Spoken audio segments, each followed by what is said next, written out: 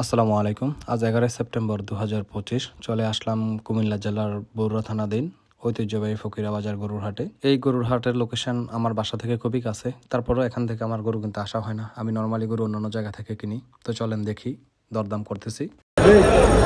আর কাকা কথা বলছি, তুমি খাবার লাগে না, যেটা কোনা গোটা কাকা সাইডটা নামাইছে কোনটা মাছ আছে মিলে দিন না আমি সব না না এমনি সাইডটা করে লাগে ভাই খাইছি তো সাইডটা কথা তা না ছড়া সাইডটা হলে বিড়াল আছে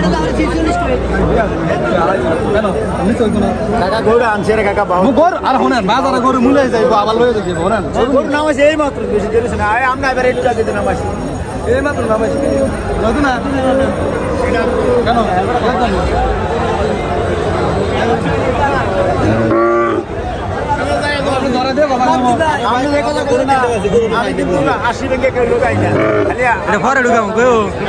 গরু দেখে দামাদামি করার এক পর্যায়ে হঠাৎ করে অন্ধকারে বৃষ্টি চলে আসে। তো বৃষ্টির মধ্যে সবাই দৌড়াদৌড়ি করে সবাই আশ্রয় নিচ্ছে। তো আমরাও একটা পর্যায়ে একটা চাচার দোকানে এসে দেখি এখানে মাশাআল্লাহ অনেক কাস্টমার।